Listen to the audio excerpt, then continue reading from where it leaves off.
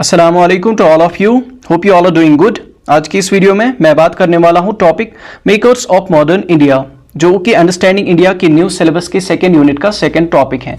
तो इसको हम डिस्कस करने वाले हैं। टॉपिक का नाम है मेकर्स ऑफ मॉडर्न इंडिया। जो मॉडर्न इंडिया है इसके मेकर्स कौन से थे, इनका क्या कंट्रीब्यूशन रहा इन the making of modern India, तो उनको हमें डिस्कस करना है। मॉडर्न इंडिया जो है बेसिकली वो क्या है कि जो आज का इंडिया है इसको डेवलप करने में, इसको बनाने में बहुत सारी जो पर्सनैलिटीज हैं उन्होंने अपना कंट्रीब्यूशन दिया, तो उसके बारे में हमें बात करनी है। जो मॉडर्न इंडिया है इसके ऊपर मैंने एक सेपरेट वीडियो बनाई है जिसमें मैंने डिटेल में जो मॉडर्न इंडिया है उसको समझाया है।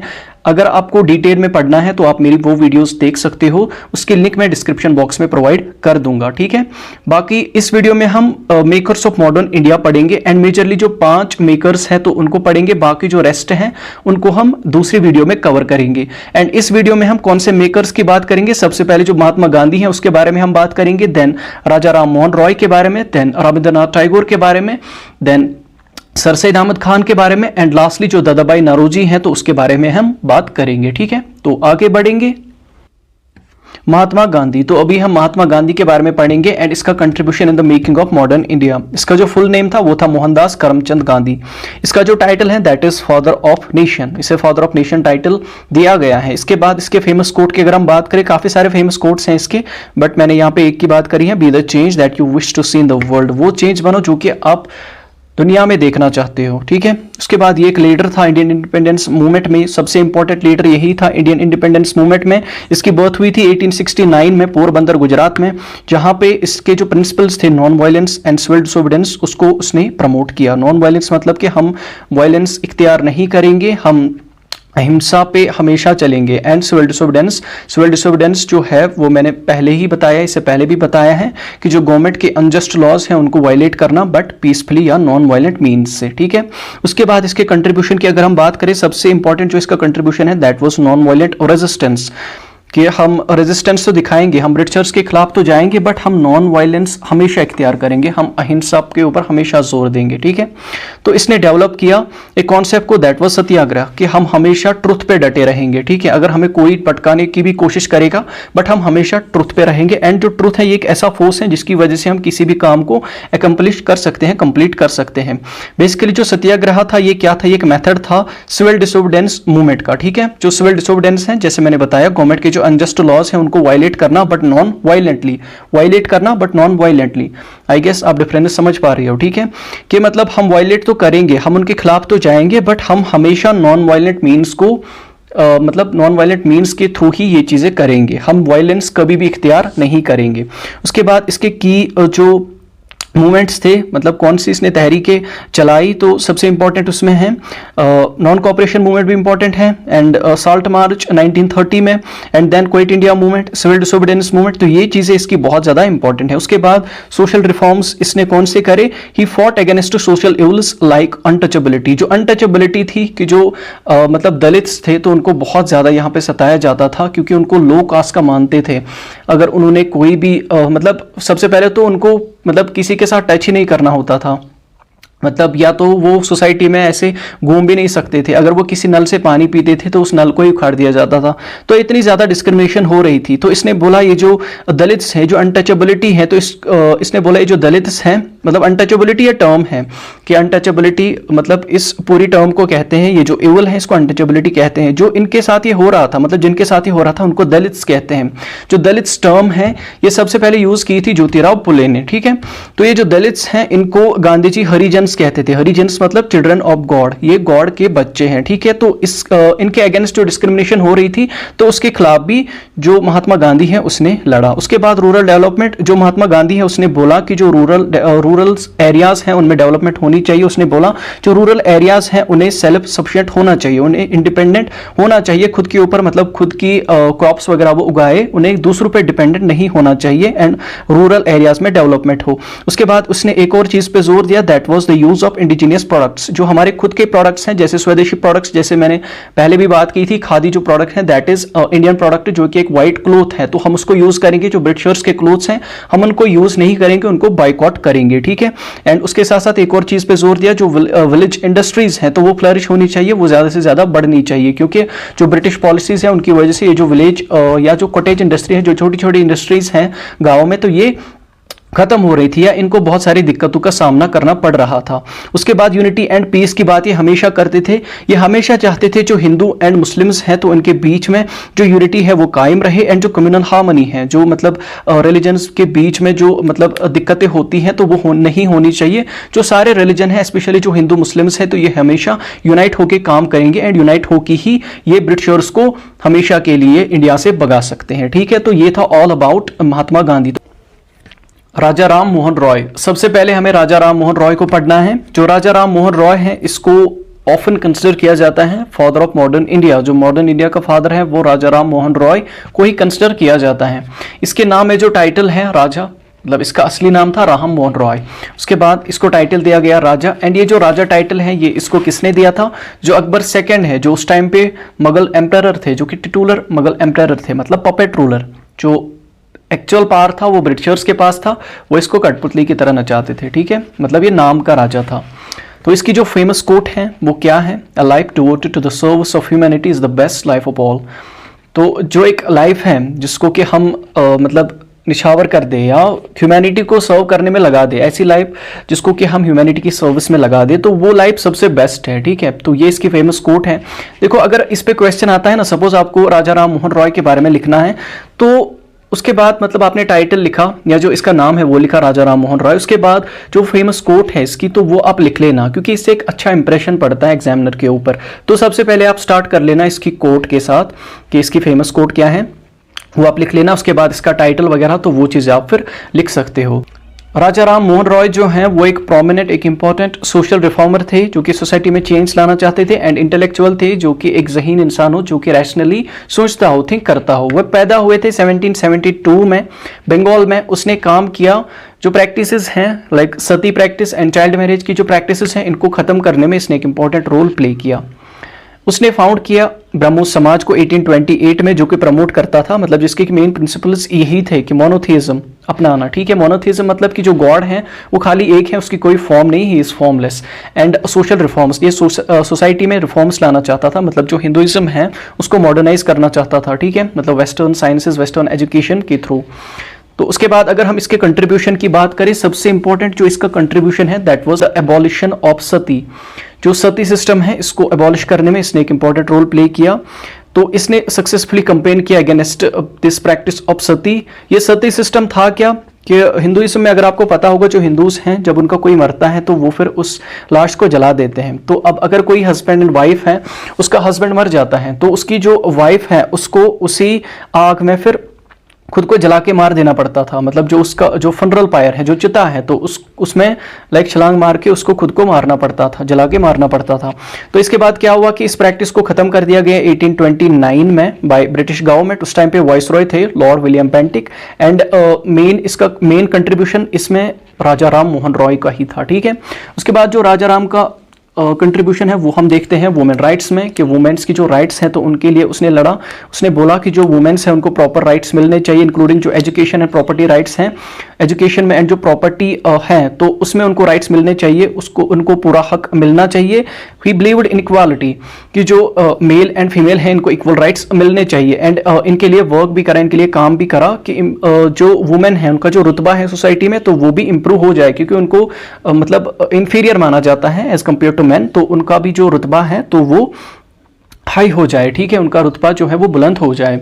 उसके बाद और इसके कंट्रीब्यूशन देखते हैं, दैट इज ब्रह्मो समाज। इसने ब्रह्मो समाज को फाउंड किया 1828 में, जिसका कि मकसद ये था रिफॉर्म लाना एंड हिंदू सोसाइटी जो है उसमें उसको मॉडर्नाइज करना बाय प्रमोटिंग मोनोथेइज्म। मोनोथेइज्म एक ही गॉड है, एंड रैशनल थिंकिंग, के मतलब सोचना। ठीक है, मतलब एज इट इज किसी चीज के ऊपर भरोसा ना करना। ये जो सुपरस्टिशंस हैं तो इनको खत्म करना, कि जैसे बिल्ली ने रास्ता काटा या कांच का गिरना इनको अपशगुन माना जाता है। तो इसने बोला ये चीजें कुछ नहीं होती, आपको दिमाग से सोचना पड़ेगा, ये चीजें कुछ नहीं होती। ठीक है, उसके बाद उसने एक और चीज पे भी काम किया, दैट वाज कास्ट डिस्क्रिमिनेशन, की जो डिस्क्रिमिनेशन हो रही थी, जो मतलब कास्ट के बेसिस पे जो डिस्क्रिमिनेशन हो रही थी, जो वर्ण सिस्टम है, जो कास्ट सिस्टम है, जैसे कि ब्राह्मण्स अपर क्लास के थे, उसके बाद ब्राह्मण्स के बाद Kshatriyas, then Vaishyas and then Shudras. जो शूद्रास है इनको सबसे इंफीरियर माना जाता है, मतलब जो दलित वगैरह जो हैं इनको अनटचेबल्स भी कहते थे, मतलब इनके साथ टच वगैरह नहीं करते थे। अगर ये किसी नल से पानी पीते थे तो उस नल को ही उखाड़ के फेंक दिया जाता था। तो इतनी ज्यादा डिस्क्रिमिनेशन हो रही थी, इसने बोला ये चीज़ गलत है, ये चीज़ें हमें नहीं करनी चाहिए, तो इसके खिलाफ इसने काम किया। ठीक है, उसके बाद जो मॉडर्न एजुकेशन है तो उसको प्रमोट किया।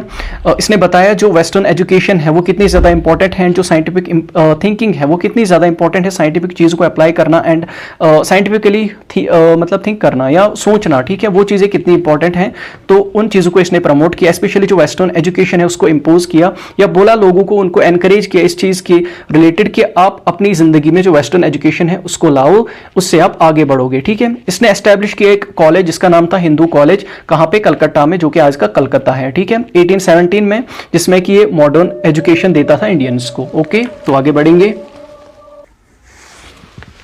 रविंद्रनाथ टैगोर, तो अभी हमें रविंद्रनाथ टैगोर के बारे में पढ़ना है जिसका कंट्रीब्यूशन इंपॉर्टेंट है इन the making of modern India. इसके टाइटल की अगर हम बात करें, इसको बोलते थे गुरुदेव।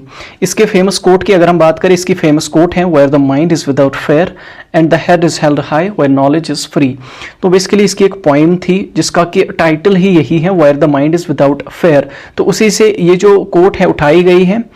तो ये जो पोएम है उसने लिखी थी ब्रिटिश टाइम पीरियड पे, मतलब उस टाइम पे इंडिया जो है वो आज़ाद नहीं हुआ था। तो जो रविंद्रनाथ टैगोर है वो चाहता था कि, मतलब इमेजिन करता था एक ऐसे इंडिया की, या चाहता था कि जो इंडिया है वो ऐसा बने जहाँ पे जो माइंड है उसमें किसी भी किस्म का डर ना हो, उसमें ब्रिटिशर्स का डर ना हो, बाकी चीज़ों का डर ना हो। एंड जो हेड इज हेल्ड हाई का मतलब ये है कि जो इंसान है, जो वहाँ पे इंडिया में रहने वाले लोग हैं, वो शान से अपनी ज़िंदगी गुजार सकते हैं, सर उठा के ज़िंदगी गुजार सकते हैं, उनको ब्रिटिशर्स के सामने झुकना नहीं पड़ेगा, जहाँ पे नॉलेज जो है वो फ्री हो। तो बेसिकली यहाँ पे इंडिया से दो चीज़ों को छुटकारा पाना चाहता था, मतलब जो इंडिया है वो फ्री हो जाए दो चीज़ों से, एक तो ब्रिटिशर्स से, ठीक है, दूसरा नैरो माइंडेडनेस, कि जो तंग नज़रिया है उससे भी जो इंडिया है वो यहाँ पे प्योर हो जाए, जो सुपरस्टिशियस प्रैक्टिसेस वगैरह हैं उनसे प्योर हो जाए। तो इसीलिए इसने ये चीज़ें बोली थी। ये जो रविंद्रनाथ टैगोर है ये कौन थे? एक वर्सटाइल जीनियस थे, ठीक है, मतलब बहुत सारे फील्ड्स में इसको महारत हासिल थी। तो 1861 में पैदा हुआ था ये बंगाल में। ये एक पोइट भी था, राइटर भी था, फिलोसफर भी था, एंड उसके साथ साथ एजुकेटर भी था, पढ़ाने वाला भी था। रविंद्रनाथ टैगोर जो है वो पहले ऐसे नॉन यूरोपियन थे जिनको कि नोबेल प्राइज मिला लिटरेचर में 1913 में, मतलब आउटसाइड यूरोप पहले वो ऐसे इंसान थे जिसको कि नोबेल प्राइज मिला लिटरेचर में 1913 में। उसके बाद इसके कंट्रीब्यूशन की बात करें जो कि इंपॉर्टेंट थे इन the making of modern India, सबसे इंपॉर्टेंट जो इसका कंट्रीब्यूशन है that's in the field of literature. तो लिटरेरी वर्क जो है वो इसके बहुत इंपॉर्टेंट है।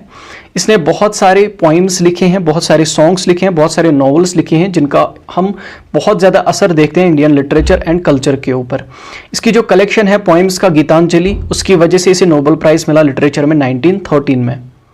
जैसे मैंने बताया कि इसने बहुत सारे सॉन्ग्स लिखे हैं, इवन जो इंडिया का जो नेशनल एंथम है दैट्स जन गण मन, तो वो भी रविंद्रनाथ टैगोर ने ही लिखा है। एंड इवन इंडिया का तो छोड़ो, जो बांग्लादेश है उसका जो नेशनल एंथम है अमार सोनर बांग्ला, तो वो भी इसी ने लिखा है, क्योंकि इसे बंगाली आती थी, बंगाल से ये बिलोंग करता था। बांग्लादेश जो है उनकी भी लैंग्वेज बंगाली ही है, तो इसने उनका भी नेशनल एंथम लिखा है। एजुकेशन फील्ड में इसके कंट्रीब्यूशन की बात करें तो इसने एक यूनिवर्सिटी फाउंड करी, विश्व भारती यूनिवर्सिटी शांति निकेतन में, ठीक है। तो वहां पे इसने बताया एक होलिस्टिक अप्रोच टुवर्ड्स एजुकेशन, मतलब कि हम एजुकेशन प्रोवाइड करेंगे एंड वो जो एजुकेशन है उसमें हम जो ईस्टर्न एंड वेस्टर्न फिलॉसफीज हैं तो उनको पढ़ाएंगे, चाहे वो ईस्ट से हो, ईस्ट मतलब कि जो इंडिया है, जो चाइना है, मतलब ये सारे लोग, एंड वेस्ट तो आपको पता है। ये दोनों जो है, ये दोनों जो फिलॉसफीज हैं तो इनका ब्लेंडिंग हमें इस यूनिवर्सिटी में देखने को मिला। मतलब ये जो दोनों चीज़ें हैं, दोनों फिलॉसफीज हैं, चाहे वेस्ट की हो चाहे ईस्ट की हो, ये दोनों फिलॉसफीज इस यूनिवर्सिटी विश्व भारती यूनिवर्सिटी में पढ़ाई जाती थी। उसके बाद कल्चरल एक्सचेंज की बात करें तो इसने प्रमोट किया कल्चरल नेशनलिज्म की, हम सारे एक हैं, चाहे हमारे रिलीजन वगैरह, लैंग्वेज वगैरह मतलब बाकी सारी हैं, बट कल्चरली हम खाली एक हैं, वी आर इंडियंस, ठीक है। एंड उसके साथ साथ इसने ये चीज़ भी प्रमोट करी कि लोगों में यूनिटी होनी चाहिए, लोगों में अमन होना चाहिए, ठीक है। इसने बहुत सारे मतलब इसने ट्रैवल किया, बहुत जगह पे इसने ट्रैवल किया, जिसकी वजह से इसने बोला कि हमें बाकियों का कल्चर भी एम्ब्रेस करना चाहिए, उसको एक्सेप्ट करना चाहिए एंड आपस में कोऑपरेशन हमारी होनी चाहिए। उसके बाद जो सोशल रिफॉर्म्स हैं तो उनमें भी ये, उनको भी ये प्रमोट करता था। जो सोसाइटी में रिफॉर्म्स मतलब होते थे या लाने होते थे तो उनके ऊपर ये जोर देता था।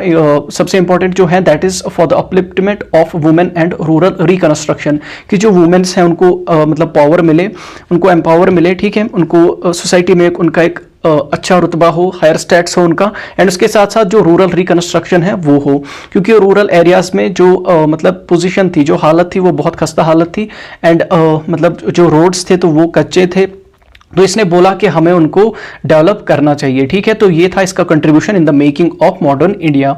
आई गेस जो रविंद्रनाथ टैगोर से रिलेटेड जो चीज़ें हैं तो वो आपने अच्छे से समझ ली होगी। तो आगे बढ़ेंगे।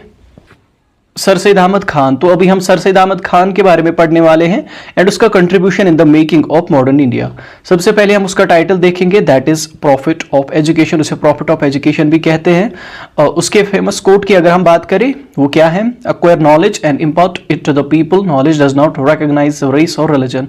तो आप नॉलेज को एक्वायर करो एंड उसे लोगों में बांट दो। आई मीन नॉलेज आप गेन करो एंड जो लोग हैं उनमें ट्रांसफर कर दो। जो नॉलेज है वो हमें महदूद नहीं रखनी है कि कोई एक पर्टिकुलर रेस का है या कोई पर्टिकुलर रिलीजन का है, या अपने रिलीजन के लोग जो है उनको हम नॉलेज देंगे, अपने रेस के लोगों को हम नॉलेज देंगे। नॉलेज जो है वो यूनिवर्सल है, वो हर एक को मिलनी चाहिए। तो मतलब इसका ये है।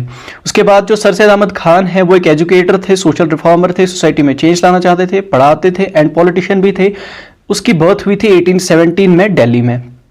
He was the founder of the Aligarh movement. जो अलीगढ़ मूवमेंट है उसका वो फाउंडर था, उसी ने वो इनिशिएट करी थी अलीगढ़ मूवमेंट। अलीगढ़ मूवमेंट जो है उसका एम ये था कि जो मुस्लिम एजुकेशन है उसको मॉडर्नाइज करना। आई मीन जो साइंटिफिक नॉलेज है या जो वेस्टर्न एजुकेशन है तो उसको मुस्लिम्स में प्रमोट करना। तो ये इसका मकसद था। आई मीन जो अलीगढ़ मूवमेंट है उसका मकसद था। एंड देन जो सोसाइटी है उसमें चेंज लाना, उसमें सोशल रिफॉर्म्स करना, ठीक है। उसके बाद इसके कंट्रीब्यूशन की अगर हम बात करें in the making of modern India, सबसे important contribution sir Syed Ahmad Khan का जो है that's in the field of Aligarh movement.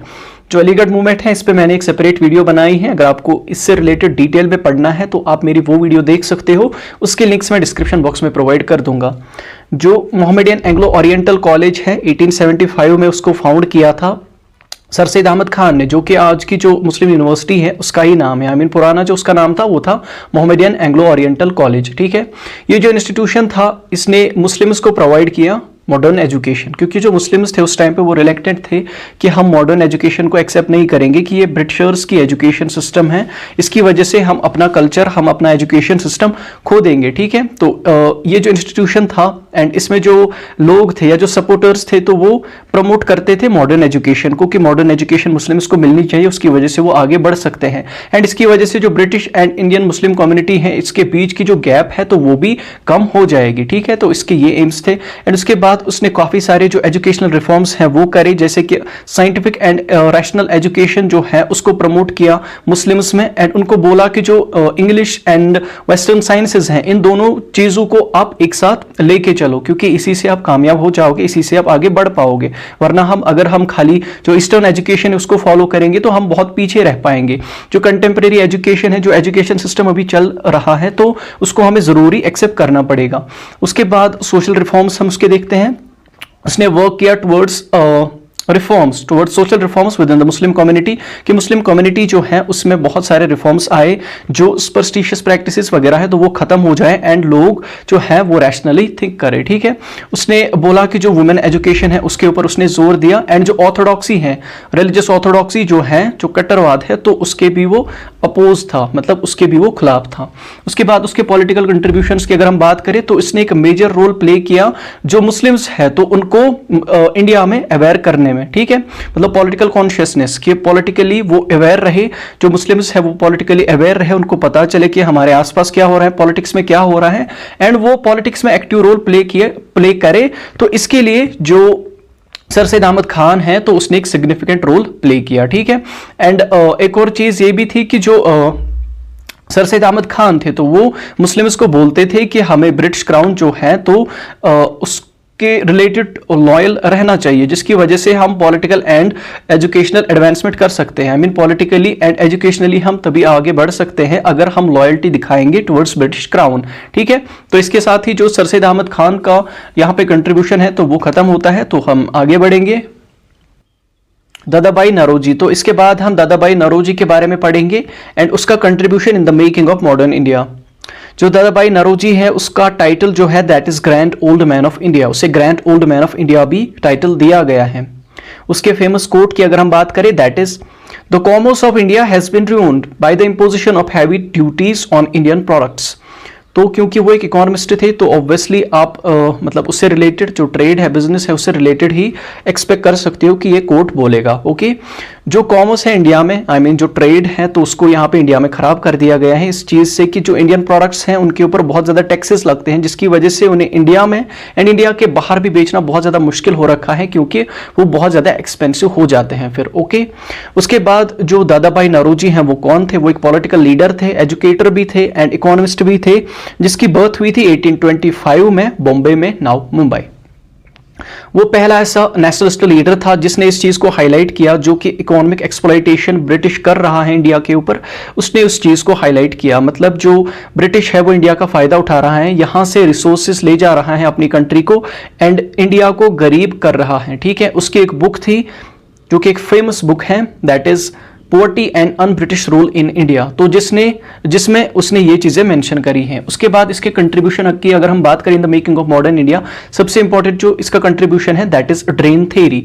जो ड्रेन थ्योरी है वो इसी ने दी थी कि जो ब्रिटिशर्स हैं वो यहाँ से जो वेल्थ है उसको ले जा रहे हैं अपनी कंट्री में, ब्रिटिश में। ठीक है, उसने एक इन्फ्लुएंशियल बुक लिखी, इन्फ्लुएंशियल वर्क मतलब इन्फ्लुएंशियल मतलब कि जिसने फिर आगे बाकी चीजों पे भी असर अपना डाला। ठीक है, तो उसने एक बुक लिखी थी poverty and un British rule in India, जिसमें उसने इस चीज को हाईलाइट किया जो इकोनॉमिक एक्सप्लॉइटेशन हो रहा है इंडिया के ऊपर ब्रिटिशर्स के थ्रू, उस चीज को हाईलाइट किया एंड उसने बोला जो हमारी वेल्थ है वो यहाँ से ब्रिटेन ले जा रहा है। ठीक है, मतलब इंडिया से ब्रिटेन ले जा रहा है एंड हमारी जो कंट्री है उससे गरीब हो रही है। उसके बाद इंडियन नेशनल कांग्रेस, मैंने जब इंडियन नेशनल कांग्रेस कवर किया था तो उस टाइम पे मैंने बोला था जो इंडियन नेशनल कांग्रेस में जो मेन लीडर्स थे जिन्होंने इसे को फाउंड किया था, जिन्होंने मतलब जो कि इसके फाउंडिंग फादर्स थे, तो उनमें थे जैसे कि ए.ओ. ह्यूम थे, तो उसमें से ये भी एक इंपॉर्टेंट मेंबर था। जो दादा भाई नौरोजी है तो ये भी एक इंपॉर्टेंट मेंबर था, जो कि इंडियन नेशनल कांग्रेस क्या था, एक प्राइमरी प्लेटफॉर्म बन गया इंडिया की इंडिपेंडेंस मूवमेंट के लिए। ठीक है, उसके बाद पॉलिटिकल रिप्रेजेंटेशन, जो दादा भाई नौरोजी हैं वो पहले ऐसे इंडियन बन गए जिसको कि इलेक्ट किया गया in the British parliament in 1892 sorry. तो उसके बाद उसने मतलब इस चीज के ऊपर बात करी जो इंडिया है वो खुद को खुद से रूल करेगा एंड जो इकोनॉमिक जस्टिस है तो वो यहाँ पे होना चाहिए, जो गरीब हैं उसकी जो कंडीशंस हैं उनको इम्प्रूव किया जाना चाहिए। उसके बाद जो सोशल रिफॉर्म्स हैं तो उनको उसने प्रमोट किया, स्पेशली जो अपलिफ्टमेंट ऑफ द पुअर, कि जो गरीब है उनकी जो कंडीशंस है तो वो यहाँ पे सही होनी चाहिए। उनकी कंडीशन इंडिया में बहुत बुरी थी उस टाइम पे एंड ऊपर से जो ब्रिटिश है वो यहाँ पे कंट्री को और ज्यादा गरीब कर रहा था। तो उसने बोला कि ये जो मतलब पुअर के रिच एंड पुअर के बीच में जो गैप है ये खत्म होना चाहिए एंड ओवरऑल जो इंडिया में पुअर्टी है तो इसको खत्म कर देना चाहिए। एंड जो मार्जिनलाइज्ड कम्युनिटीज हैं, जो पसमानदा जो होते हैं कम्युनिटीज, मतलब जो कि जिनके ऊपर उतना ज्यादा ध्यान नहीं दिया जाता, तो उनके टुवर्ड्स पे इसने बहुत सारे काम करे। ठीक है, तो ये था दादा भाई नौरोजी के रिलेटेड। तो हम आगे बढ़ेंगे। तो ये थे कुछ makers of modern India, 5 makers की मैंने बात करी। उसके बाद हमें और 4 मेकर्स की बात करनी है। आई गेस जो भी मैंने कंट्रीब्यूशन बताया इन मेकर्स का इन the making of modern India तो वो आपको क्लियर है, आपने अच्छे से समझ लिया होगा। तो बस वीडियो यहाँ पे खत्म होती है। वीडियो अच्छी लगी हो तो प्लीज वीडियो को लाइक कीजिए, कमेंट कीजिए, शेयर कीजिए अपने दोस्तों के साथ एंड चैनल को जरूर सब्सक्राइब कीजिए and don't forget to press the notification bell. Have a nice day, thank you.